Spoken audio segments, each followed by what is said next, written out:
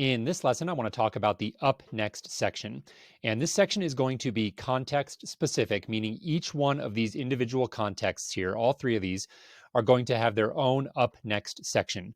And as the name implies, this is simply a place to park things that you're not going to work on in the current week, but that you know are going to need attention soon. And so what I'm going to do is start here in the ticketing app launch context. I'll put my cursor here and hit return to give myself a new line. And again, I'm going to do double brackets and I'm going to type the words up next. Once again, this is already in my graph, so I'm going to select it from the auto suggest here. You'll probably be entering this brand new. So up next, and then I'm going to nest a bullet underneath there. And then let's just put in a couple of examples here. So for the ticketing app launch, one of the things that I know I need to do, but it wasn't going to happen this week, was finalize a final review of QA with the team. So I want to get with the team and make sure that I have a good understanding for how they QA the app. Are we ready to go? Are we highly confident that we've gotten all the bugs out? So final QA with the team is item number 1 in my up next section.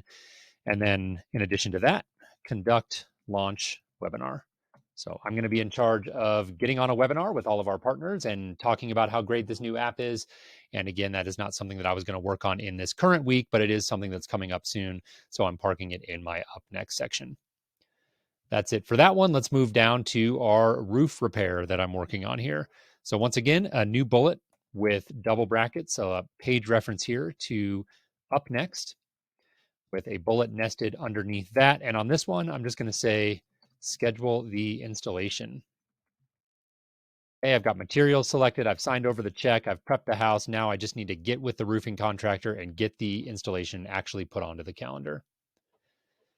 And then finally, moving down here, next, go ahead and nest a bullet underneath that one.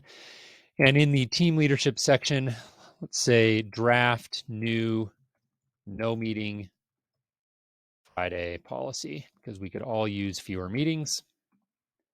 I have that day where everyone on the team can just focus, get stuff done. And then finally, sign contract with new email vendor. We are replacing our marketing automation platform with a new one. That contract signed.